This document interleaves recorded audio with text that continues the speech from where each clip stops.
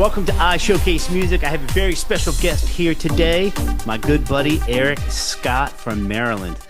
We've been friends a long time, and I can't wait for you to hear about his music, hear some of his examples of his music, what his story is all about. One of the most prolific songwriters I know. So, Eric, welcome, man. Hey, Scott, thanks for having me, man. Dude, it's been a long time. We go back over 20, 25 years. Oh my God, I thought it was longer than that. But yeah, No, dang. You might be right. It might be over like 30. yeah, I'm thinking 90s, man. We go back from the 90s. Yeah, long time. Long time. We're aging ourselves. For real. Nothing to be ashamed of, man. It's only made us that much more perfect. No, I'm joking. Experts in our craft, I guess. But we were laughing. My son had called me right before this, and I was like, "Yeah, man, I'm getting ready to jump on a podcast with Eric Scott." He was like, "Dad, man, why does that sound familiar?" You know, Matt's 22 now, Oh my and I was God. like, and all I said to him was, "The Thanksgiving song." He was like, Right, "Eric." Dude, right, that right. song's becoming a classic now.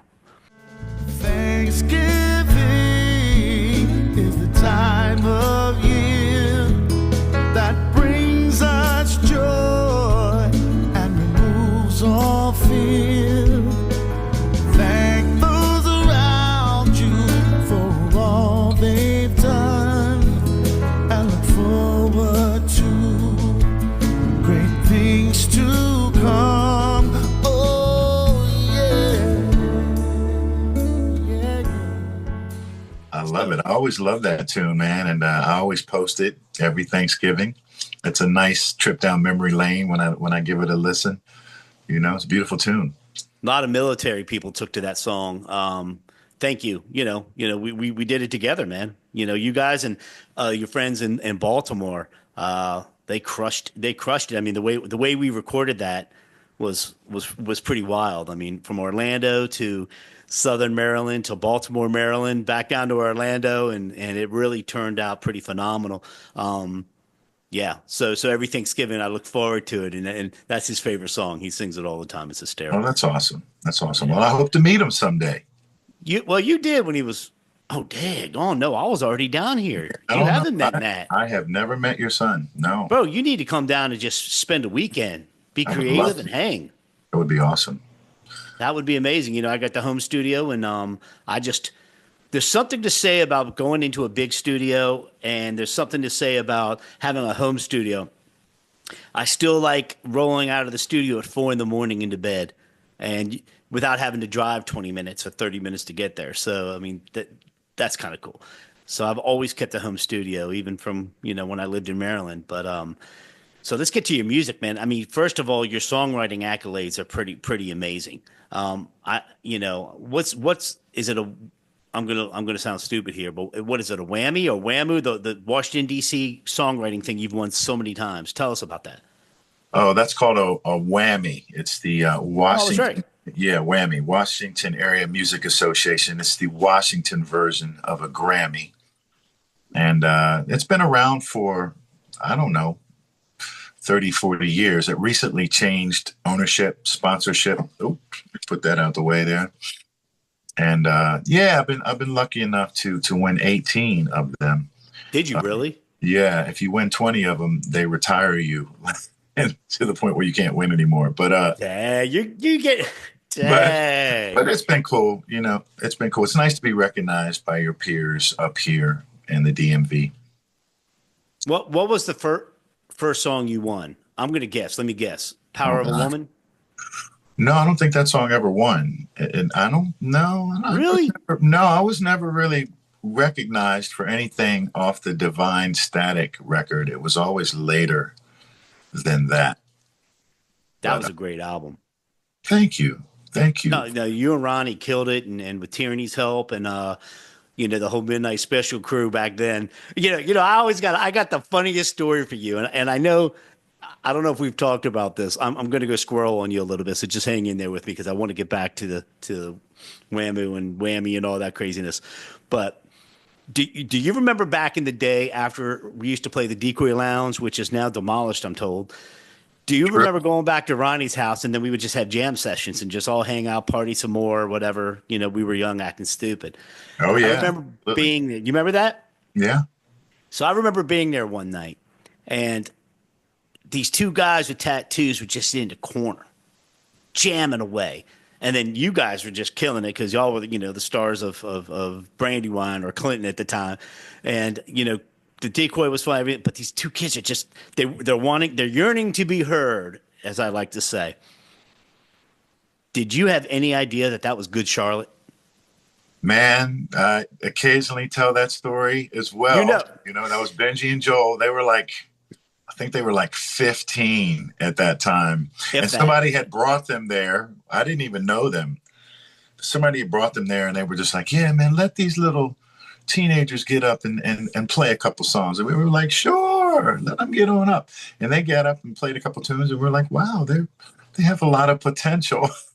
Potential. They have a lot of potential. And they actually gave me a little cassette, which had some of their original music on it. And I still have that cassette around here somewhere. And I've thought, when times are tight, man, I should put this cassette up on eBay or something like that. But I would never do that. But I saw them over the years because they started playing in Annapolis pretty regularly. And they Oh, formed. really?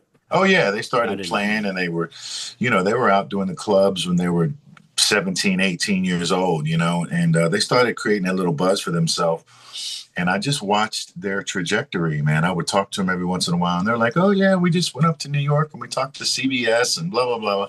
And now they're Benji and Joel. They were great, Yeah, man. I mean, Benji, he's the host of Ink Master, which is a show I yeah, watch quite yeah, frequently. He does a great job. I mean, he took David Navarro's place. yeah. I used to He's watch just when Dave posted it. yeah, he's fun. He's fun to watch, man. He's come a long way. They've handled the fame nicely compared to some who have not. Yeah. Too many to mention, I would think, right?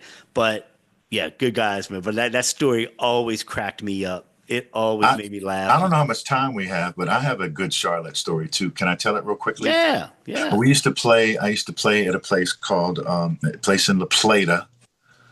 Oh my gosh, called Casey Jones Pub. Played I there for remember Casey Jones. Casey Yeah. Jones Pub.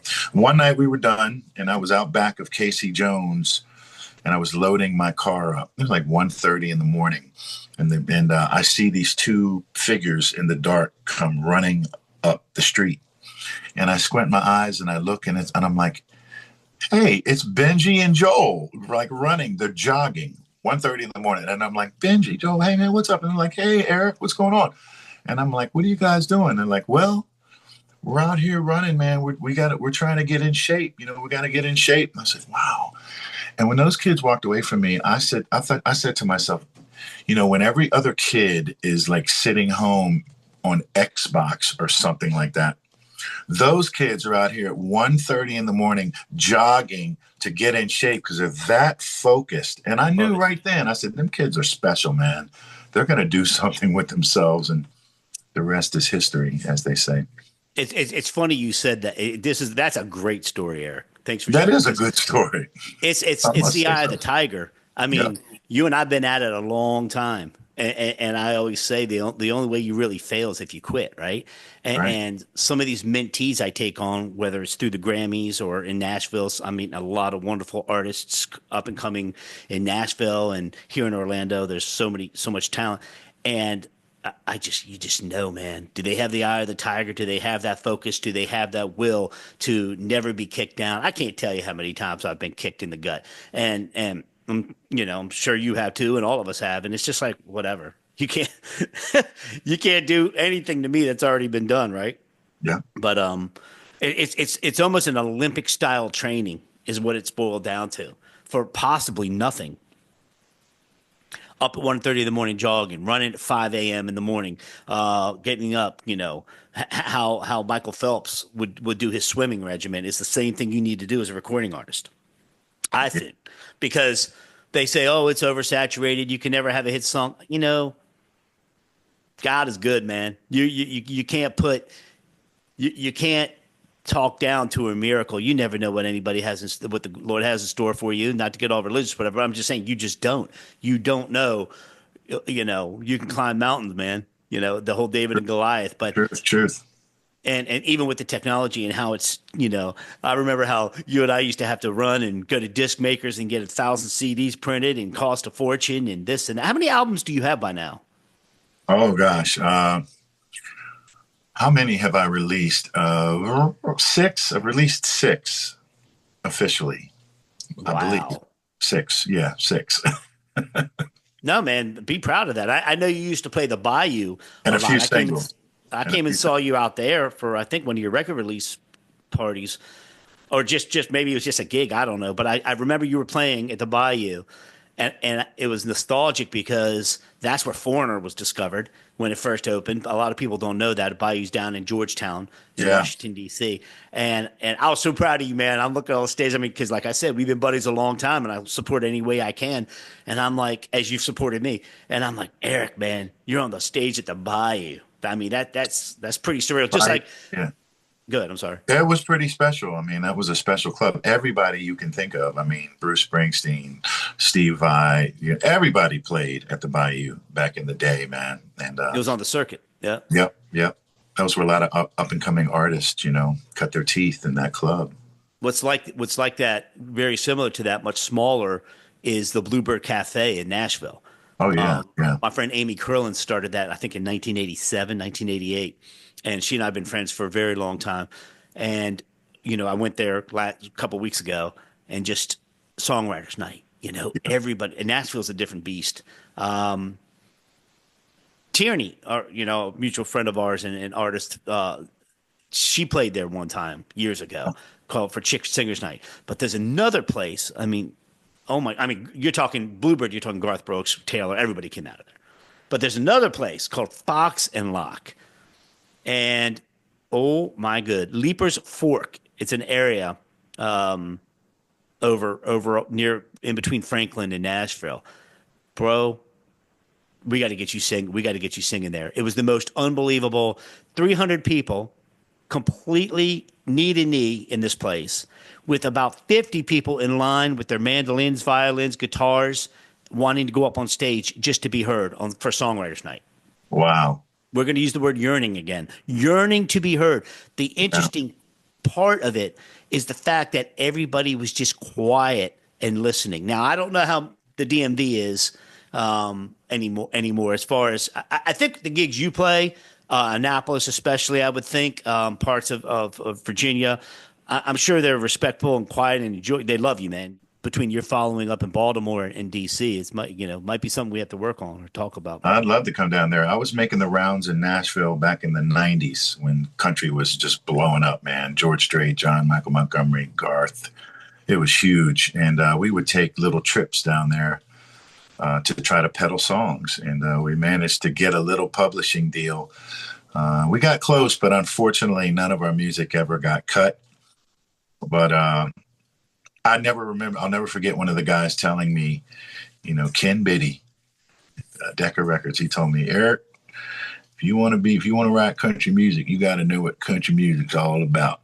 And it was kind of a crystallizing comment to me because I was writing country because country was very popular. But that wasn't really, where I was coming from musically. But now I know Nashville is much more open, to really any genre. Every genre is coming out of Nashville now. So, I would love the opportunity to come down there and play sometime. And, on a much smaller scale, we have singer-songwriter showcases up here, but they're never before 300 people. We have much smaller crowds for that. But yeah, man, it's still a very viable thing to do for upcoming songwriters. It really is. I was telling my friend Shelly, who was on the first podcast, there's an attitude about Nashville. You don't go there like you're trying to conquer the town. You go there very appreciative to be able to work there, to be able to gig there, do your music, meet people. They're all about respect. And I tell you, you're absolutely right. It's not.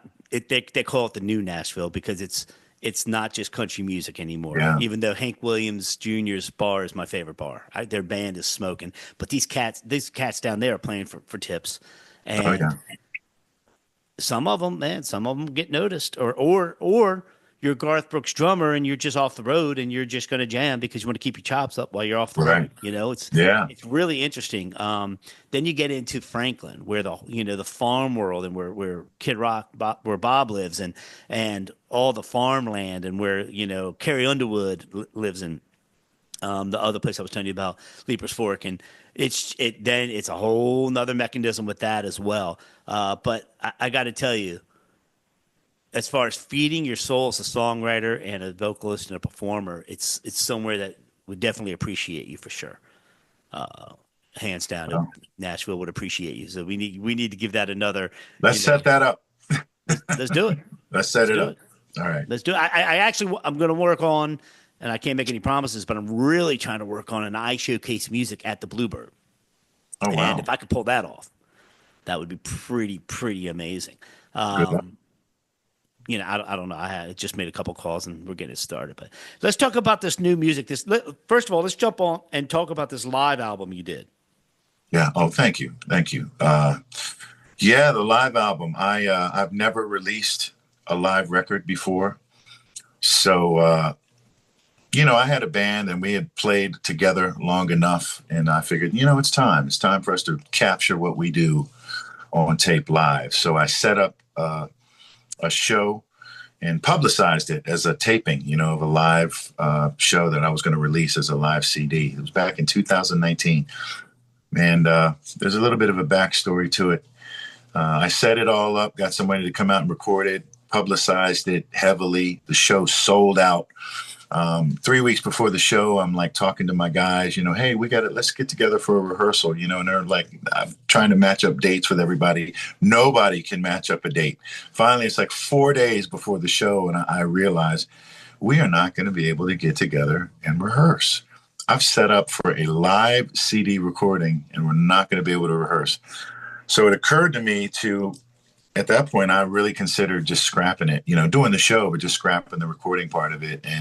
But I went ahead with it and we went ahead and did the show. And when the show was done, I thought maybe it wasn't that great, because I was just focused on the fact that we didn't rehearse it and everything that didn't go right. I was focused on it. Long story short, a week, I just refused to listen to it. But a week after that, the tracks were sent to Scott Smith, my mixing engineer, and he called me up. And he said, Eric, have you heard this? I'm like, no, I won't listen to it. He goes, you got to hear this, man. It sounds really, really good. I'm like, what? And he sent it to me. He sent some like mock mixes to me. And I was like really surprised, like everybody played their ass off. So I went ahead and said, all right, well, we'll get it pressed up. Right after that, COVID. So for 3 years, I just didn't even listen to that record. And people would ask me from time to time, hey, man, whatever happened to that live record? I'm like, well, maybe I'll put it out one day. And then after 3 years, seriously, like in 2024, I went back and listened to it because Scott had mixed it and everything. And I said, man, I need to release this, I really do. So I went ahead and I'm actually putting the finishing touches on it right now to release it on vinyl and just a short run of CDs. And fittingly enough, the record is called Eric Scott Band Live Unrehearsed.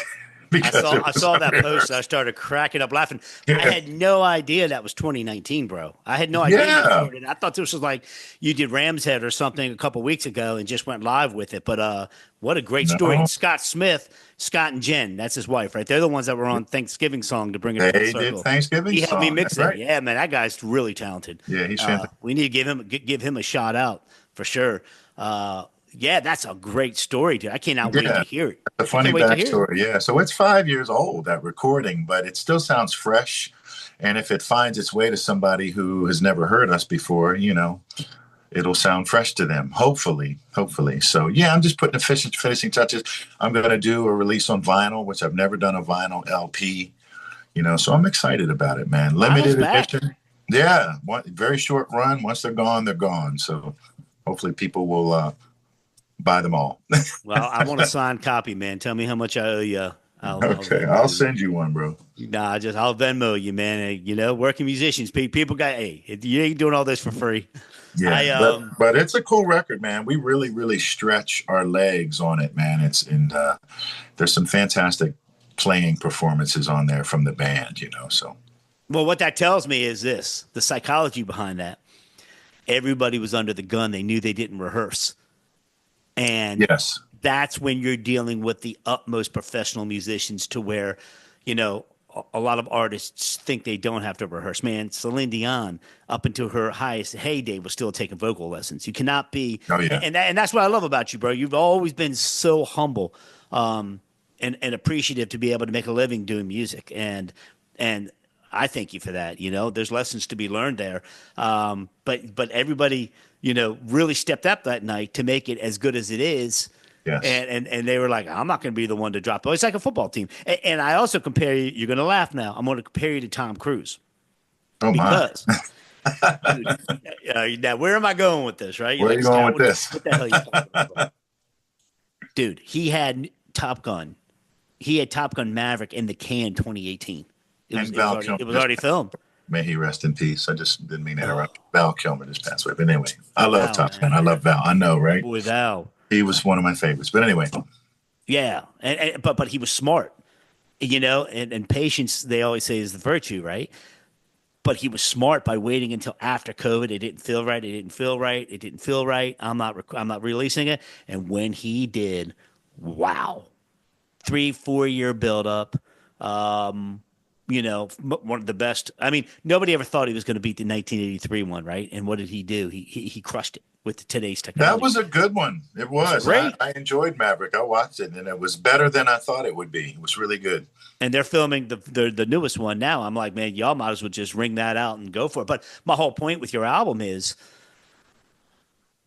that was just a God's blessing right there, dude. I mean, the fact that Scott listened to it, had talked you into listening to it, and you know the mix and the master and everything's just going to be phenomenal. I can't wait to hear it. So is it a whole night, or is it? Did y'all just pick songs from the album and made an actual like 10, 12 song album from it? Great question. We recorded the whole night. Glenn Workman recorded it. Fantastic audio engineer and also a great keyboardist for Crack the Sky, giving him a little plug.